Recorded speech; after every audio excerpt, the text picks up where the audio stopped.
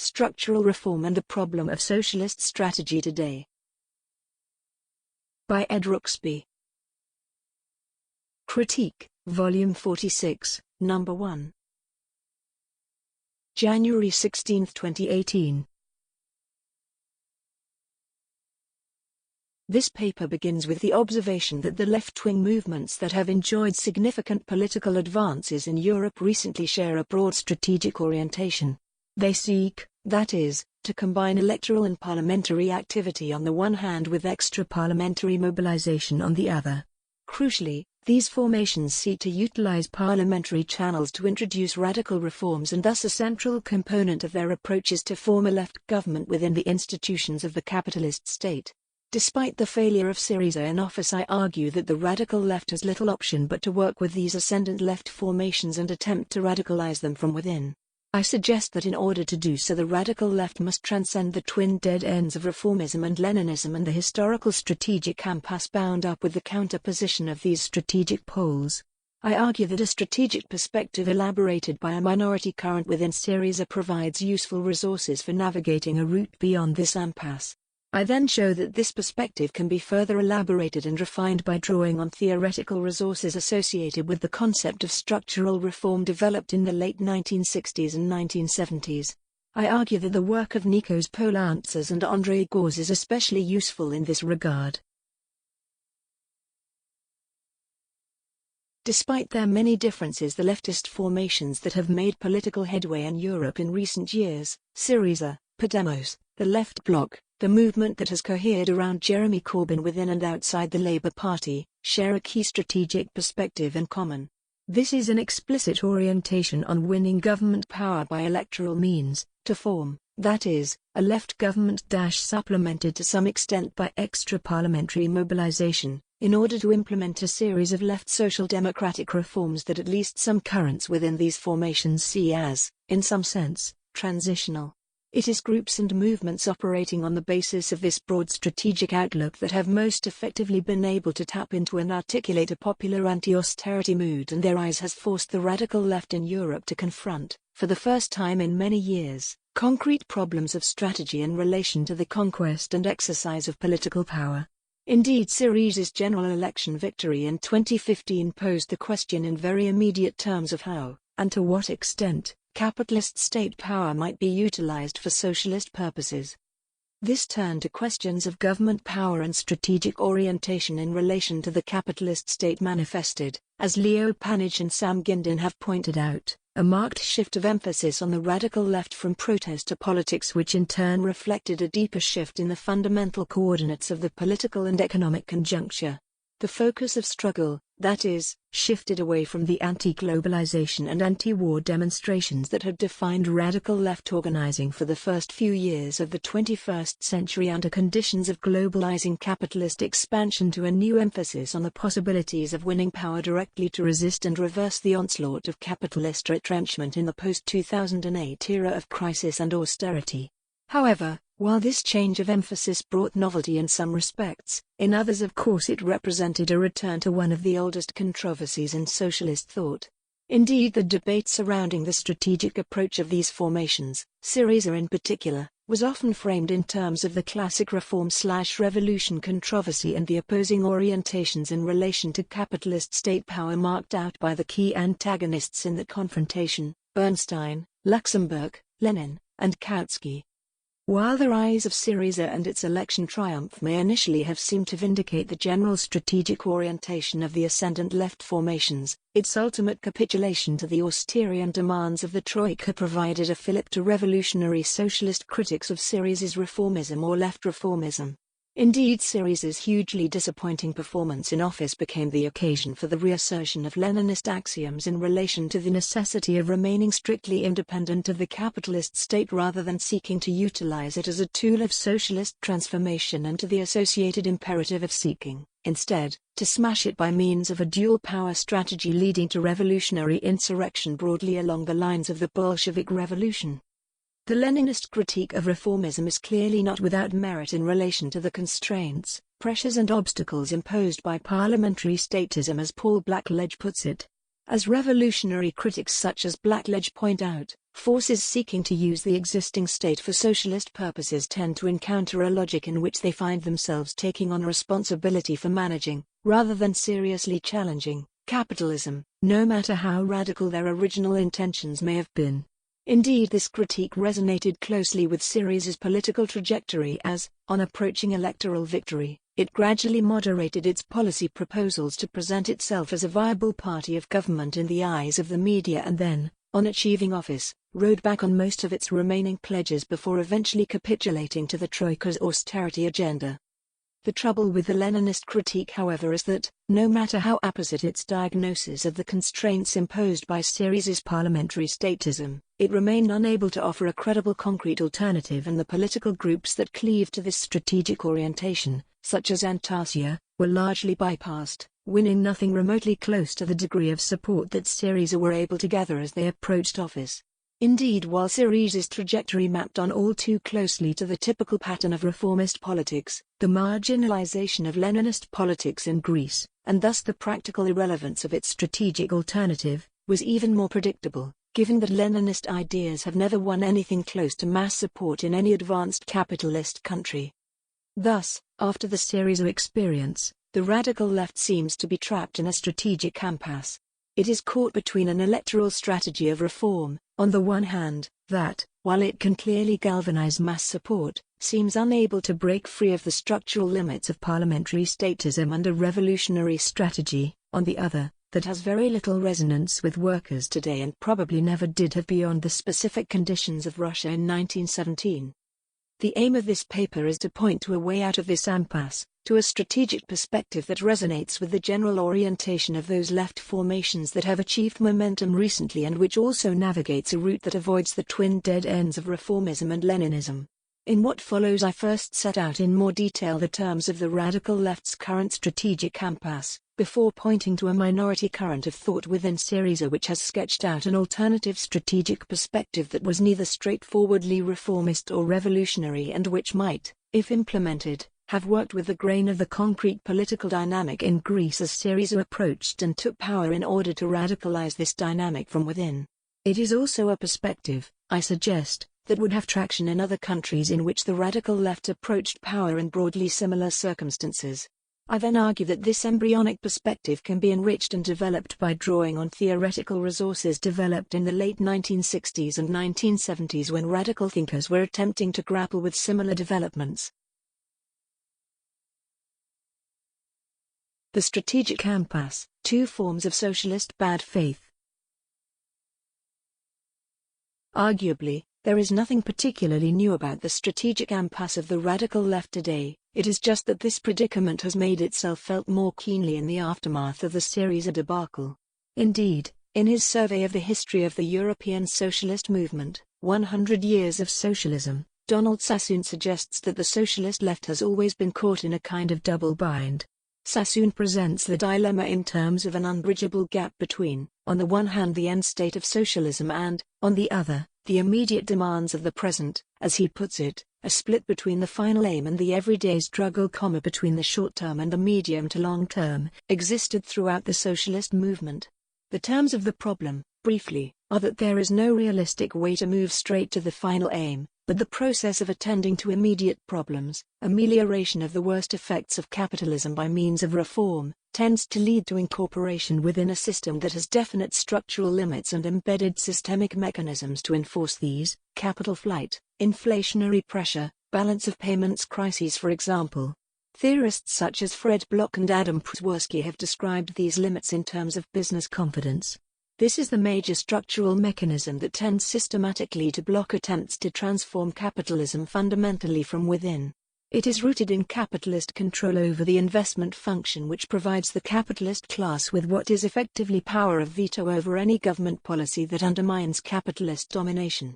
In this way, any government that introduces measures that seriously undermine, or threaten to seriously undermine, capital accumulation will soon be faced with a serious crisis of disinvestment, flight of capital, attacks on the currency and so on, and hence come under enormous pressure to reverse those measures.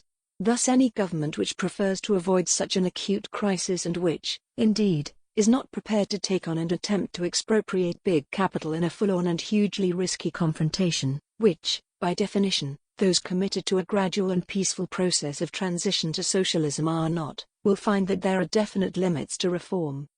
Developing the implications of this double bind, we might say that the reformist way of attempting to resolve the problem of capitalist power of veto over reforms that tend to undermine capitalist profitability is essentially to kick the final aim into the long grass.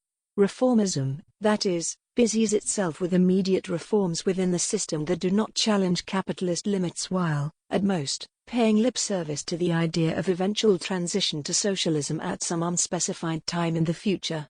A hazy connection between immediate reforms and the final aim may be invoked by reference to a path of gradual, incremental transformation of the system, but the process in which reforms to the system become transformation of the system, in which quantity is transformed into quality, is, typically, left only very vaguely described. Thus, for reformism the socialist goal is always already not just yet, just over the horizon, relegated to a perpetually postponed future. This is, of course, a kind of bad faith. It is all too easy to identify this evasion characteristic of reformism in some of the thinking of key intellectual figures associated with Syriza. It is most obvious, perhaps, in Yanis Varoufakis' comments in 2013 that he saw it as the left's immediate task to save European capitalism from itself, given that we are just not ready to plug the chasm that a collapsing European capitalism will open up with a functioning socialist system. One can also see it, whatever the merits of the sophisticated argument he puts forward, in Costas Douzinas' argument in relation to Syriza's predicament in office that the left must operate on three different temporalities once it enters government. He argues, that is, that a left government must operate in the time of the present when it is forced to offer concessions and to implement what they fought against, while at the same time striving to activate two other temporalities, a medium-term one in which it seeks to create the space to implement a parallel program comprising policies with a clear left direction, and a much longer-term temporality which is the time of the radical left vision. This reads very much like an elaborate rationalization of capitulation in the present with reference to vaguely defined parallel measures that somehow express fidelity to deferred long-term transformational socialist intent. There is, however, a revolutionary mirror image to this reformist bad faith too, a resolution of the dilemma that is not really a resolution. This is to avoid the problem of structural limits to reform and the attendant risk of becoming incorporated as a mere manager of the system by repudiating any responsibility for taking on government power within capitalism and, instead, to pin everything on a kind of deus ex machina, a semi-millenarianism, in which revolution, always vaguely sketched, necessarily so since the concept of the revolution tends to function as a kind of magic bullet solution to all major problems of transition, emerges as if from nowhere. This mysterious revolutionary eruption, however, is also always already never quite here. Again, this is a kind of bad faith. This is not to say, of course, that Leninists are unable to present any vision of the general contours of a revolutionary event. It is to say, however, that this vision remains in key respects rather ethereal. Let me explain. Typically the Leninist revolutionary sequence is conceived in something like the following terms: workers' struggle throws up Soviet-type institutions which, in a situation of dual power, are increasingly federated and integrated together into an embryonic workers' state, and which after revolutionary insurrection and the smashing of the bourgeois state become the institutions of democracy through which the dictatorship of the proletariat is exercised. However, there are two major problems, two areas of evasion, inherent in this typical sketch of the revolutionary process. The first of these is that the phrases smashing of the bourgeois state and dictatorship of the proletariat are, more often than not, deployed as hand-waving generalities. They are pieces of phraseology that gloss over problems while purporting to be solutions to those problems. What, exactly, does it mean to smash the state? How, exactly, does the dictatorship of the proletariat function, and what are the specific institutional forms that it should take? As Nicos Poulantzas points out, these phrases were for Marx and Engels at most signposts indicating problems: the class nature of the state, the necessity of a stage of transition toward the process of the state's withering, another signpost, but which have since become transformed in Marxist orthodoxy into apparently definitive answers in themselves to those same problems. The second area of evasion is that it is never entirely clear how things move from the present situation within bourgeois democracies to one in which a revolutionary scenario comes onto the immediate agenda. Of course, it is true that Leninists tend to propose that revolution emerges organically out of practical struggles by workers for reforms, but there is still something of a mysterious leap here. How concretely does a revolutionary situation of dual power emerge from the day-to-day struggles of the working class? The question weighed particularly heavily at the height of Greek workers' struggles against austerity. After all, Greece at this time was surely the site of the most intense popular struggles seen in Europe for decades, and yet nothing like Soviet institutions, let alone a situation tending toward dual power, emerged.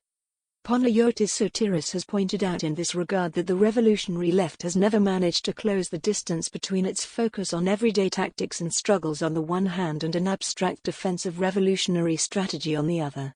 Indeed, he further suggests that this abstract invocation of revolutionary intent tends to function more in terms of identity rather than practice. That is, the putative revolutionary status of Leninist groups operates for the most part as a rhetorical mark of differentiation from reformist competitors, or those assigned as such, much more than it indicates the possession of any developed perspective on how, actually, to set a revolutionary process in motion. The concrete substance of revolutionary strategy remains at best only vaguely defined. Underlying these problems of strategy, however, is in my view a deeper problem of theory in relation to the conceptualization of state power. The traditional Leninist strategic orientation is rooted, as we have seen, in the view that the capitalist state cannot be utilized to any significant extent by socialist forces for socialist ends. The structural limits imposed by the institutional form and systemic functions of the capitalist state are so narrow that any attempt at using that apparatus will necessarily have the effect of reinforcing bourgeois hegemony. Thus, in the Leninist view, the capitalist state cannot be wielded, directly, for socialist purposes, although demands may be forced upon it from the outside, it must be confronted and destroyed. The seminal text here, of course, is Lenin's The State and Revolution.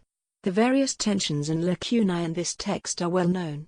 The fundamental problem with the state and revolution, in my view however, is, as Ercole Wright has elucidated, that Lenin sets out what is overall a highly functionalist view of the capitalist state.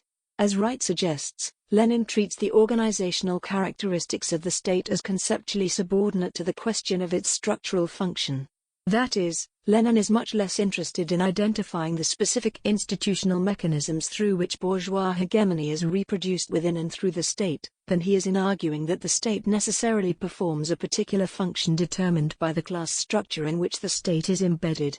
Lenin's argument ultimately rests on the assertion as an axiom of the view he draws from Marx that the state is an organ of class rule, an organ for the oppression of one class by another. This line of reasoning, in itself though, explains very little about how, precisely, the state performs the function that has been assigned to it and on what basis it is bound necessarily in every instance and at all times to perform this task. Lenin's reasoning also carries with it an essentialist logic in which the state is assumed to be wholly and in every respect bourgeois to its core. As Nicos Poulantzas puts it, in the Leninist view, the state is not traversed by internal contradictions, but is a monolithic block without cracks of any kind. If, after all, the state is, merely, an organ for the repression of one specific class by another, then it cannot be utilized to any extent by the class it functions to repress. It follows from this that political forces seeking to advance working class power can seek to do nothing other in relation to the state than to confront it, smash it and replace it with a completely new apparatus. This is a view of capitalist state power, however, that has little to offer in terms of practical political guidance and the absence of any emerging organs of Soviet counterpower. It provides few resources in terms of thinking about how to engage with actually existing established and rooted forms, institutions and traditions of political activity and democratic expression in advanced liberal democracies. In current circumstances, which are of course nothing like the circumstances in which Lenin wrote The State and Revolution, this is a perspective that simply reinforces the strategic paralysis and longing for an always already not quite yet fall from the sky of a dual power situation that characterizes Leninism today. Certainly this analysis provided revolutionary groups with little political traction in the context of popular struggles as they developed and intensified in Greece. What emerged, organically, Out of the day-to-day struggles of the Greek working class was not a tendency toward direct confrontation with the existing state system as such, although of course there was confrontation in the street with particular repressive apparatuses of the Greek state, but a more or less spontaneous move toward support for the idea of a left government operating within existing parliamentary institutions as the next concrete step in the process of struggle in that country. While Syriza successfully grasped this dynamic, indeed helped to galvanize it, other organizations of the left were unable to relate to it. Indeed, as Antonis Stavronellos indicates, while the slogan for a left-wing government, raised by Syriza in 2012 resonated deeply with workers, and helped to propel it on its course toward victory in 2015, Antasia and the KKE, the Communist Party of Greece, trapped in the logic of a more or less Leninist rejection of any strategy of seeking to take government power within existing bourgeois institutions, could only reply by propagandizing various programs, which included positions on all issues except the crucial one: how were we to confront the current urgent situation? Or as Sotiris put it. Quotation by Sotiris. In a period when weak links of the chain opened the possibility of combining a radical left government with forms of popular power from below, and actually initiating a highly original revolutionary sequence, the position of important segments of the anti-capitalist left in Europe was practically that nothing can be done. End of quotation by Sotiris. In effect, these segments simply waited for Syriza to fail so they could say, "Told you so," while offering no plausible alternative. Syriza did, indeed, fail in office, but at least their failure was a failure of some significance, rather than the preemptive failure of effectively rejecting in the first place the very possibility of taking power and really starting to confront concrete problems of social transformation. Indeed, Syriza's message and its approach of tapping into social movements, seeking to articulate them into a coherent political project and orienting on government resonated with the Greek population precisely because Syriza were prepared, no matter how imperfectly, to confront the question of political power rather than dodge it. Indeed, it seems reasonable to suppose that such a perspective would resonate with workers in heightened conditions of struggle in other situations too, certainly much more than the Leninist, non-alternative. It seems likely, that is, that if further serious challenges from the left emerge in the foreseeable future, they will take a broadly similar path to that trodden initially by Syriza. Certainly, as we have seen, all other left-wing movements that have made headway recently share this general orientation. The clear organic dynamic of contemporary radicalization across Europe where it achieves momentum is toward the formation of left governments of radical reform. Thus, it seems we have little choice, like it or not, than to seek to work with the grain of this dynamic and to identify the strategic resources that might enable us to radicalize it from within. The key question here becomes, of course, whether it might be possible to escape Sassoon's double bind. Is it possible, that is, to navigate between the twin pitfalls of infinite gradualism in which the end goal is endlessly kicked into the long grass on the one hand, and of longing for a hazily conceived and perpetually delayed revolutionary event to materialize on the other?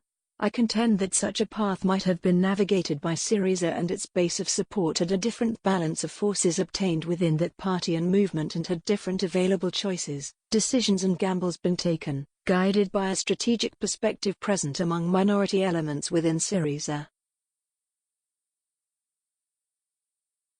A road not taken, the perspective of the left platform.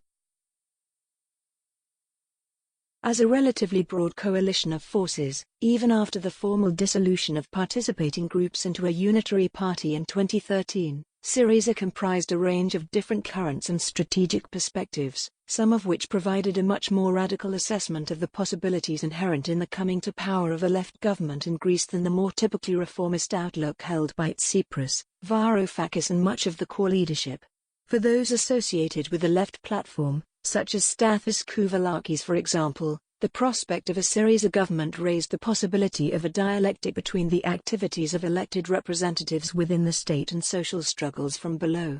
Kouvalakis hoped that Syriza in office would take initiatives to open up a space for social mobilization and thus catalyze a renewed and radicalized wave of popular mobilization that would both provide a base of support for the government while also pushing it on in the face of opposition from the Troika, forcing it to stick to its promises. This dialectic, it was envisaged, would interact with a second dynamic in which the government's program of reforms would soon bring it into direct confrontation with the forces of domestic and international capital, thus necessitating the further radicalization of this program, and of popular struggles in support of them. If those initial reforms were to be carried through and defended, Poulantzas argued. Quotation by Poulantzas. This dynamic of permanent revolution would conform, I think, to a quite familiar in history pattern of processes of social and political change, where the dynamic of the situation, boosted of course by the pressure of popular mobilization, pushes actors, or at least some of them, beyond their initial intention. End of quotation by Poulantzas. Crucially, this dialectical process of radicalization would be rooted in, indeed, could only begin from, an initial program of relatively modest policies. Indeed, the defining feature of Syriza's program as it entered government was that it corresponded to the immediate and pressing needs and demands of ordinary Greeks, for jobs, better wages, affordable food and housing and so on. It was precisely because of this correspondence that Syriza's program resonated so successfully with Greek voters, bringing the party to victory in the 2015 general election and thus putting real change on the agenda in a way that ostensibly radical but wholly abstract revolutionary demands with little political traction never could. However, it was also clear to left platform thinkers that for all the eminently reasonable and sober pragmatism of the party's program, these measures would, if implemented, soon run up against the limits of what European capital and its political representatives would accept. In this respect, Syriza's program successfully located what Slavoj Žižek has called a point of the impossible. This is something in the field of politics or the economy that you can, in principle, do but de facto you cannot or should not do it. You are free to choose it on condition you do not actually choose it. Pressing forward on such a point of the impossible, Žižek suggests, has a kind of demystifying effect that reveals the limits of a system and the relations of unfreedom and domination that undergird it. The vision of militants such as Poulantzas, then, was that by carrying through on these point of the impossible demands, a struggle for modest reforms within capitalism would escalate organically into a more and more consciously and openly anti-capitalist struggle. Further, this process, it was hoped, would possess an internationally expansive capacity, triggering an enormous wave of support by very large sectors of public opinion in Europe, thus potentially spreading this wave of radical struggle to other states in the EU's southern periphery, and even into its core. Clearly the leadership of Syriza did little to set in motion the dialectic that Poulantzas and others had envisaged. Indeed, in an insightful reflection on the experience of Syriza in government, Poulantzas points out that what had been tried and had failed in Greece was an entirely different strategy altogether and that, as such, the strategic vision of the left platform remained untested. It is impossible to know, of course, whether this perspective, if put into practice, would have been successful, but certainly Poulantzas believes that had a different strategic outlook prevailed among the leading forces in Syriza, the coming to power of a left government in Greece might have opened up a process of radical social change in that country and beyond. What is more, this strategic outlook appears to offer the prospect of a way out of the strategic impasse identified by Sassoon. It seems to provide, that is, a possible route to bridge the gulf between immediate demands and the end goal of socialist transformation, between reform and revolution. Moreover, this strategic approach resonates with the organic dynamic of contemporary leftist upsurges toward the formation of left governments. It would provide us with a way of working with this dynamic to radicalize it from within. Nevertheless, the strategic approach formulated by Poulantzas remains fairly sketchily drawn. Clearly much more work needs to be done in terms of thinking seriously about the possibilities for, and limits to, radical reform. Indeed, this may be a matter of some urgency given the volatility of the current political conjuncture. It is not beyond the bounds of reason to believe that we may see a political formation broadly similar to Syriza approaching government in the next few years, whether in Europe or beyond. Yet there is a conspicuous lack of such thinking on the left today. However, I suggest that it is useful in this regard to draw on resources produced in what was in some ways a very similar conjuncture when a range of political currents and thinkers were forced to confront many of the same urgent questions about the possibilities of government power in the context of a deep and long-running capitalist crisis. Specifically, we can draw on ideas that gained currency in the late 1960s and 1970s. There was an attempt in this period to think creatively beyond sterile orthodoxies, and to transcend the polarity of reformism versus 1917 Redux dual power perspectives. Much of this thinking cohered around the concept of structural reform, attempting to map out the possibilities of using capitalist state power to prepare the political terrain for a radical rupture with capitalism. This kind of approach took root in a range of different political formations, and there were various iterations of the broad idea of structural reform.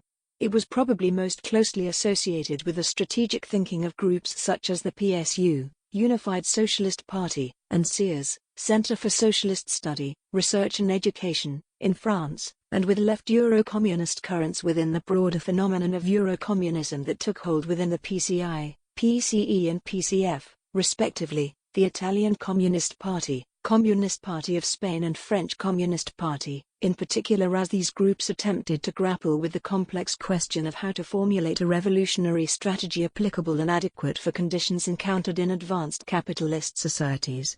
However, two figures in particular, one of whom is commonly associated with left Eurocommunism and the other had a significant impact on the PSU, provide especially valuable conceptual and theoretical resources in this respect: Nicos Poulantzas and André Gorz. Let us look at some of the key ideas of these two thinkers in order to extrapolate useful resources for a left government strategy today. Nicos Poulantzas' Revolutionary Road to Democratic Socialism. In the last chapter of his final, and what is widely regarded as his greatest, book State, Power, Socialism, Poulantzas sets out some ideas for a democratic road to socialism, or what he perhaps rather provocatively calls the revolutionary road to democratic socialism in his fascinating 1977 interview/argument with one-time Leninist revolutionary, Henri Weber. This strategic perspective flows from the theory of capitalist state power he formulates in the main part of the book.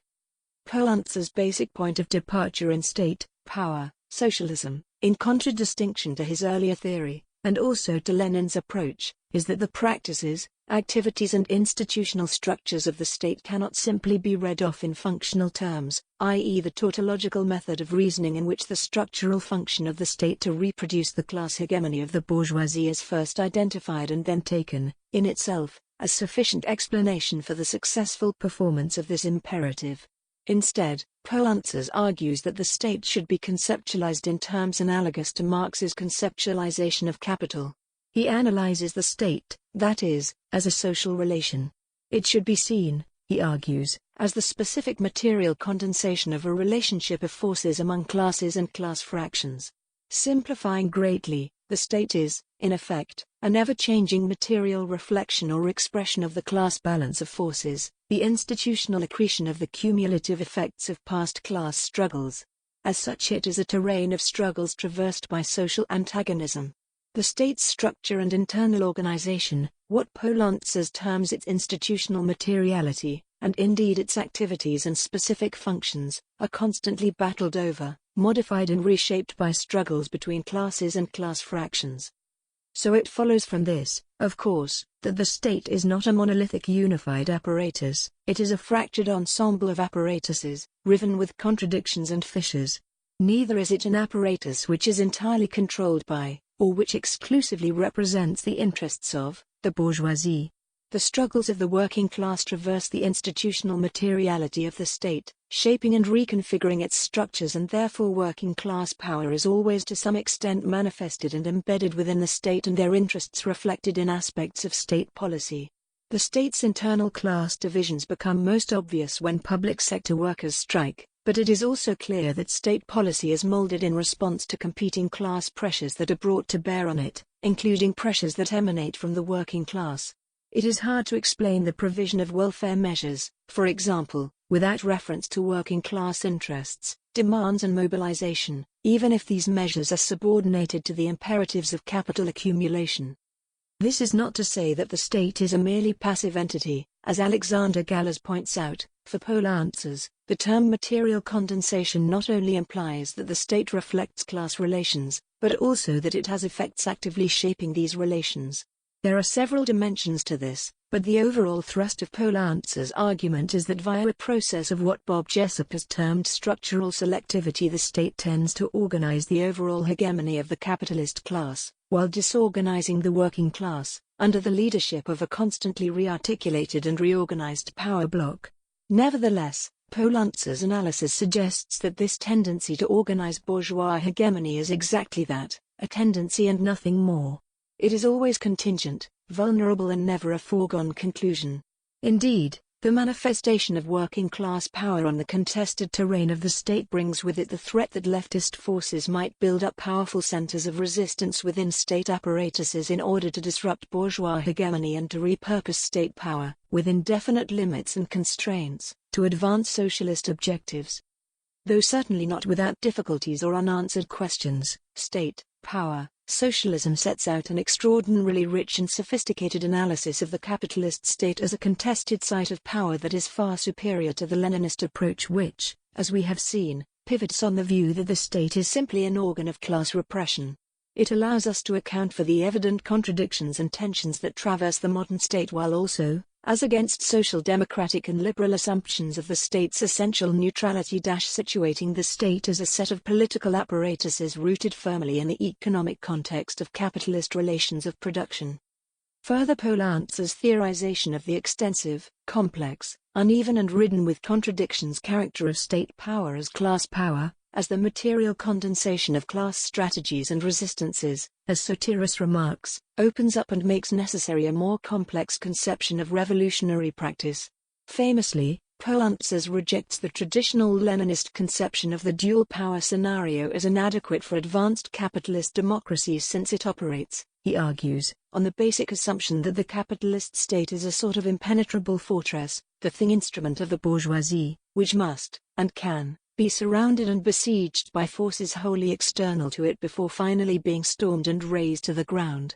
Indeed, his analysis of the state as a material condensation of social relations of force makes it plain that no political strategy could possibly bypass it. All social struggles are by definition articulated in relation to the field of state power. Poulantzas' sketch of the revolutionary road to democratic socialism in the last part of the book is directly extrapolated from this analysis. It rests on the possibility that the cracks, fissures and internal contradictions within the contested terrain of the state might be amplified and exploited by socialist forces. Again, simplifying greatly, the idea of this strategic approach is to combine struggle within the state, conquering positions of strength within representative bodies and centers of resistance, and Poulantzas is clear that a necessary part of this must be the election of a left government, with a parallel struggle of the popular masses outside the state. That is to say, in relation to the state, giving rise to a whole series of instruments, means of coordination, organs of popular power, structures of direct democracy at the base. This strategic approach, that is, comprises two articulated processes, transformation of the state and unfurling of direct, rank-and-file democracy. There is, for Poulantzas, a complex dialectical relationship between these two processes. Struggle at a distance from the state helps to modify the relationship of class forces within its apparatuses, transform its institutional materiality and opens up space for further experimentation with forms of self-management, while conquering positions of strength within the state provides a sort of protective shield for that experimentation, in part because it neutralizes, disrupts and divides the core centers of bourgeois power within it. Poulantzas is clear that the revolutionary road to democratic socialism cannot be a smooth, gradualist one of generally tranquil transformation. On the contrary, it must incorporate a stage of real breaks, the climax of which, and there has to be one, is reached when the relationship of forces on the strategic terrain of the state swings over to the side of the popular masses. Poulantzas is quite open in his interview with Weber that he does not know whether this process would involve one big rupture or, in fact, a series of ruptures. However, he is clear that the moment of decisive confrontation would pass through the state. That is, it would be unlikely to take the form of the popular movement confronting the state en bloc, as in the classic dual power conception of revolution. Instead, he suggests, popular struggle would bring about a differentiation inside the state apparatuses, a polarization by the popular movement of a large fraction of these apparatuses. This fraction, in alliance with the movement, will confront the reactionary, counter-revolutionary sectors of the state apparatus backed up by the ruling classes. The revolutionary process thus involves not the smashing of the state as such but, at most, the smashing of particular apparatuses, something akin to Engels' remark in his introduction to the 1891 edition of the Civil War in France that the proletariat would have to lop off the worst sides of the state, alongside the radical reconfiguration and democratization of other apparatuses and their increasing articulation with organs of direct democracy. Indeed, it is only such an approach, Poulantzas insists, that could set in motion a transformation of the state tending toward its eventual withering away.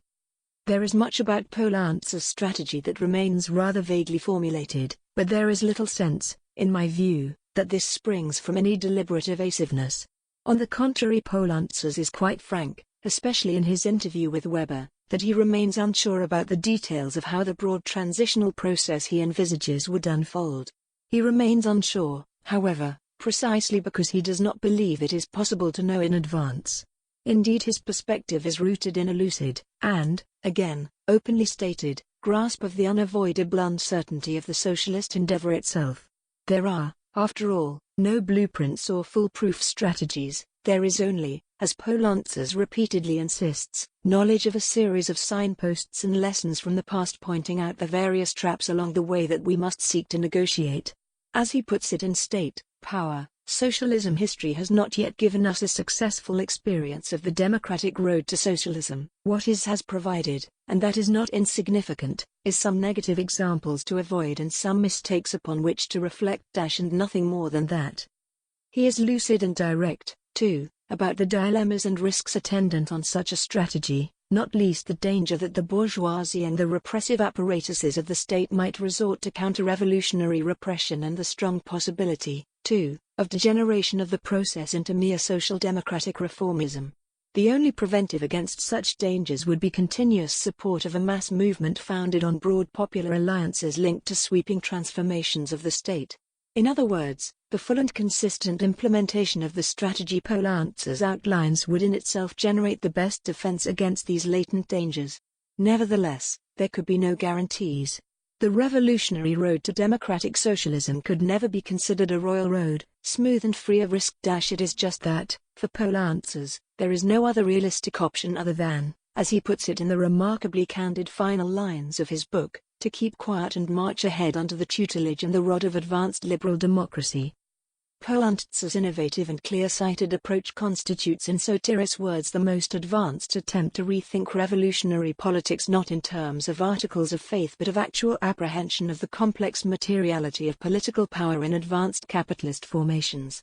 It is clear that his thinking, which represented a dramatic shift from the more orthodox Leninist perspective on transition that he cleaved to in much of his earlier work, was at least partially prompted and shaped, as brought out in interview with Weber, by concrete political developments in France, the growing rapprochement between the PS, Socialist Party, and PCF and their joint formulation of the Common Programme for a Government of the Left in the 1970s.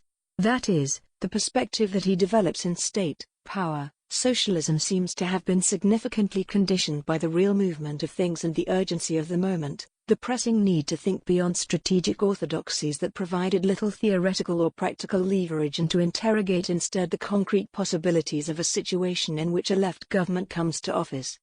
There are clear parallels here with the situation today, and indeed Poulantzas' thought resonates closely with the organic dynamic of contemporary radicalization in Europe and with Kouvalakis' sketch of the path that might have been taken by Syriza. As such, Poulantzas provides us with useful resources for the current conjuncture.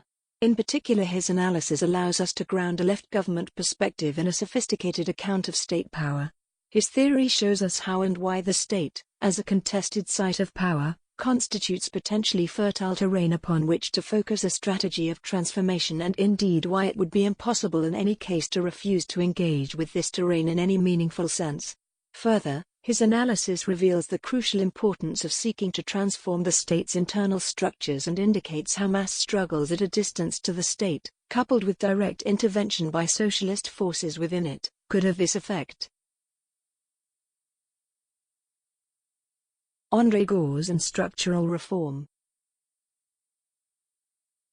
While Poulantzas provides an outline of the general contours of a strategy of radical reform on the part of a government of the left, Rooted in a rich analysis of capitalist state power, we should turn to André Gorz's slightly earlier thought on structural reform or non-reformist reform, which he sketches out in Strategy for Labour and Socialism and Revolution to add further detail to our emerging left government perspective.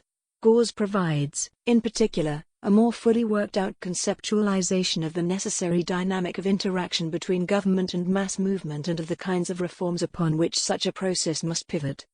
Gorz's thought was, like Poulantzas, formulated in a specific conjuncture where a provisional union of the left government in France was a distinct possibility. He wrote his key essay on Reform and Revolution, later published in Socialism and Revolution, in the immediate aftermath of May 1968, an event many believed at the time might have toppled de Gaulle and swept an exceptional left-wing government to power in a sort of pre-revolutionary situation. Clearly Gorz thought that a similar situation might be repeated and tries, in this essay, to think through what a government of this kind, borne forward by waves of popular mobilization, might accomplish and how this might be steered in the direction of radical social transformation.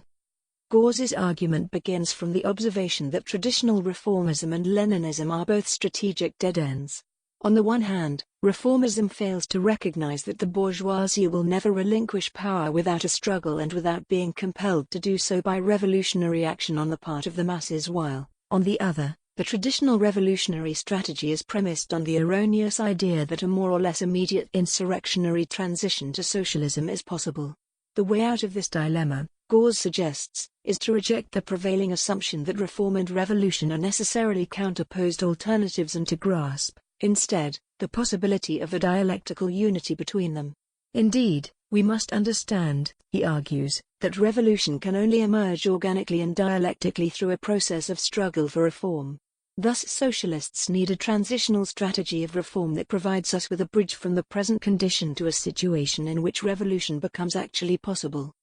Such a strategy must pivot on the view that socialist revolutionary consciousness can be built only through a pedagogical process of mass struggle for feasible objectives corresponding to the experience, needs and aspirations of workers. At first the feasible will, by necessity, be limited to measures of reform within capitalism, but as the working class engages in struggle, however, the anti-capitalist implications of its needs and aspirations are gradually revealed. At the same time, through its experience of struggle, the working class learns about its capacity for self-management, initiative and collective decision and can have a foretaste of what emancipation means. Thus struggle for reform can help prepare the working class psychologically, ideologically and materially for the revolutionary seizure of power. It can have the effect of creating the conditions, both objective and subjective, in which mass revolutionary action becomes possible and in which the bourgeoisie may be engaged and defeated in a trial of strength. This strategy is rooted in the observation that mobilization for the conquest of power and of socialism, abstract terms which no longer in themselves serve to mobilize the masses, must pass through the mediation of intermediate, mobilizing objectives which assist. Quotation by André Gorz. In the training and education of the masses, making it possible for them to see socialism not as something in the transcendental beyond, in an indefinite future, but as the visible goal of a praxis already at work, not a goal which the masses are supposed to wish for abstractly, but one to aim for by means of partial objectives in which it is foreshadowed. End of quotation from Strategy for Labour by André Gorz. Gorz is clear that this process depends on the election of a left government. The working class require, after all, a political instrument to lead in carrying these reforms out. This, for Gorz, must be a government whose perspective is not limited to merely reformist reform. As Gorz puts it in Strategy for Labour, a reformist reform is one which subordinates its objectives to the criteria of rationality and practicability of a given system. In contrast, non-reformist reforms or structural reforms are designed to break out of this logic. As he explains further in Socialism and Revolution.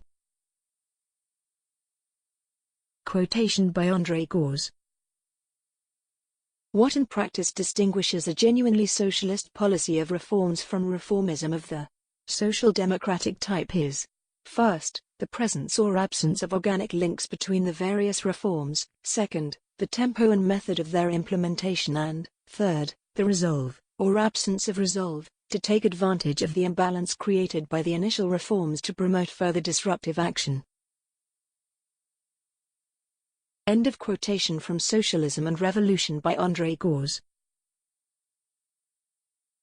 Whereas reformist reforms are designed to be inserted within the capitalist system without significantly disrupting it, structural reforms are deliberately intended to break the equilibrium of the system. Each such reform brings concrete gains for the working class but also opens up the possibility of further changes. In fact, precisely because they destabilize capitalism, each structural reform necessitates the implementation of further measures to deal with the effects of this destabilization, measures which themselves run counter to the logic of capitalism and which will thus, in turn, stimulate further reforms and so on in a radicalizing dynamic of cumulative change.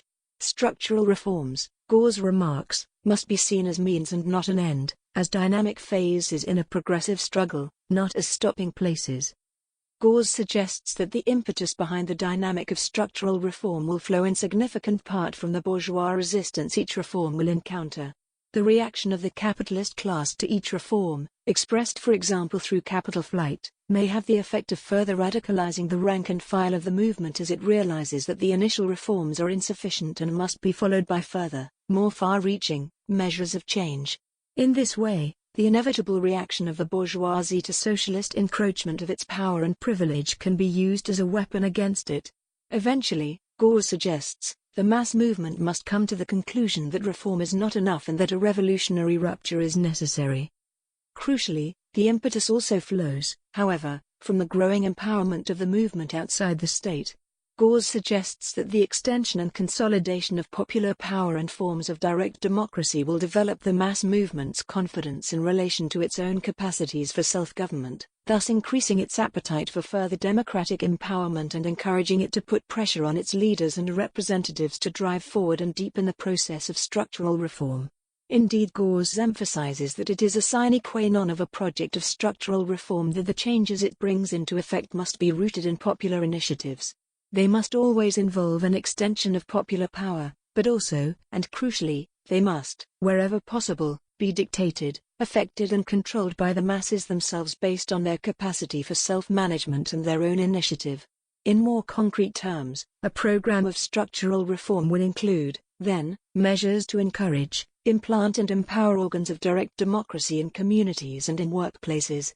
It would seek to decommodify collective services and exert democratic control over the economy through forms of workers' control, the formulation and implementation of workers' alternative plans for, socially useful, production, and through socialization of the investment function for example. Though the major driving force for the unfolding dynamic of structural reform would come from below, Gorz does not imagine, however, that this process could unfold in a wholly spontaneous manner. The raison d'être for this strategy, as we have seen, flows from the observation that socialist consciousness and revolutionary democratic capacities among the working class must be built and nurtured in struggle, but Gorz is clear that the dialectical development of the struggle presupposes an already existing socialist intention among the vanguard of the workers' movement and among its leaders. The task of this organized section, which would encompass, of course, those representatives in government, would be to guide the process of the movement's radicalization, plan the reforms to be implemented and ensure that each measure is integrated into an overall strategic whole.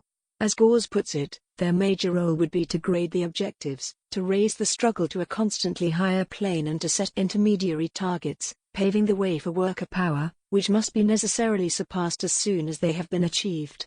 Nevertheless, this would be a vanguard that sought to abolish itself as the democratic capacities of the people developed and which sought to transfer power from the summits of the bourgeois state to the emerging organs of popular democracy. Having unleashed or stimulated a mass movement, Gorz remarks, this leadership must seek to dissolve into it and, simultaneously, to liquidate existing institutions of state power, substituting for these those organs of self-government and self-administration which the sovereign base has evolved for the perpetuation of its sovereignty. Much like Poulantzas, Gorz is here attempting to think through the process of the withering away of the state as this might be effected by a movement that sought to utilize state power in order to build the capacities to surpass and abolish it. Another perspective that unites Gorz and Poulantzas is their shared understanding of the radical uncertainty of any such undertaking. Gorz is clear that there can be no guarantees of success and that the strategy runs a very real risk of degeneration into reformism, i.e. reformist reform. Structural reform, after all, inhabits a space of tension between mere reformism on the one hand and revolutionary rupture on the other. Indeed, it is precisely a strategic perspective that seeks to negotiate a course of transition from one to the other, but there can be no guarantee of the direction of travel. The point is, however, that since immediate seizure of power by insurrection is out of the question, there is no other option but to seek move towards socialist transformation via a series of intermediate steps. The risk must be run, for there is no other way. Gorz's thought manifests a radical uncertainty of another sort too. Although, as we have seen, he specifies the crucial and indispensable features of structural reform and provides some examples, he is also clear, like Poulantzas, that it is impossible to know in advance in anything more than broad outline what an escalating series of reforms would comprise, at what point this process would morph into revolution or, indeed, in any detail, what a revolution would look like. This is precisely because a strategy of structural reform would be a process of experimentation, contestation and learning by doing that would pivot on the stimulation of mass participation and debate in developing organs of grassroots democracy and the development of popular capacities for self-management, initiative and collective decision. Gorz is clear that the strategy would rely in great part on workers themselves formulating their own demands, and these would, of course, be conditioned by the specific circumstances in which they were elaborated. Further, it is impossible to predict exactly the limits to reform. We can know them only by pushing against them, and we can only develop the means to go beyond these limits by building popular capacities for socialism in and through a process of struggle for transitional measures. Indeed, the question that a strategy of structural reform pivots on is, in Wright's words, less how to make a revolution, but rather how to create the social conditions within which we can know how to make a revolution. So, like Poulantzas' revolutionary road to democratic socialism, Gorz's strategic vision involves dynamic interplay between a mobilized mass movement rooted in emerging organs of popular democracy and a left government operating within the structures of the capitalist state. As for Poulantzas, this process would begin with reforms within capitalism but would build toward revolutionary rupture, and although Gorz seems to envisage a much more dramatic liquidation of existing state institutions than Poulantzas, both see this process as tending toward the state's withering. Both theorists, too, emphasize the unavoidable risk and uncertainty of such a project. What Gorz adds, however, is a much richer theorization of the dynamic of structural reform, of the essential and necessary characteristics of such transitional measures, and of the process by which revolutionary rupture could emerge dialectically from a pedagogical process of mass struggle for intermediate objectives in an escalating dynamic of permanent revolution. Moreover, it is clear that Gorz's perspective maps on closely to the prevailing dynamic of radicalization today. Indeed, Gorz's account of structural reform resonates very closely indeed with Kouvalakis' sketch of the squandered possibilities inherent in Syriza's election victory. As such, Gorz's thought on structural reform, like Poulantzas' vision, provides hugely valuable conceptual resources for us today in seeking to elaborate a strategy for socialism that coheres with the concrete tendency for radical struggle, wherever it makes significant advances, to develop toward the formation of a left government supported by a substantial degree of popular mobilization. Conclusion. This paper began by noting that the radical left formations that have made political headway in Europe recently have all shared a strategic orientation that seeks to combine electoral and parliamentary activity on the one hand with extra-parliamentary mobilization on the other, and that, crucially, a central component of this approach is to seek to form a left government within the institutions of the capitalist state. It was argued that, for the most part, however, the wider radical left, trapped in a false dichotomy of reform versus revolution in which two forms of bad faith are pitted against each other, has been unable to grasp the opportunities opened up by the advance of these formations. I suggested that the perspective elaborated by the left platform in Syriza most fully grasped the anti-capitalist potential inherent within these ascendant formations and offered a way of radicalizing their development from within. It was then argued that this strategic perspective could be developed and enriched by drawing on theoretical resources developed in the late 1960s and 1970s. It was argued that Poulantzas and Gorz, in particular, provided especially valuable resources in this regard that resonate strongly with current circumstances. Poulantzas thought in state power. Socialism enables us to situate a left government perspective in a rich analysis of capitalist state power that would provide us with a sophisticated understanding of the possibilities for engagement on the contested terrain of the state and of the possibilities, too, for its, at least partial, reconfiguration in line with socialist objectives. Gorz's thought in strategy for labor and socialism and revolution, furthermore, presents us with useful resources in relation to the concept of transitional non-reformist reforms and in relation to the dialectical process in which revolutionary rupture might emerge from their implementation. Both theorists present us with a strategic perspective that pivots on an experimental process of probing the limits of reform that, by its very nature, can offer no guarantees of success and for which there can be no detailed route map in advance. It is a perspective, however, that could provide the radical left with a strategy for socialism that sidesteps the twin pitfalls of reformist and Leninist bad faith in which the socialist horizon is infinitely postponed to some indefinite future and provide us with traction in relation to concrete processes of political radicalization as they are actually developing in Europe.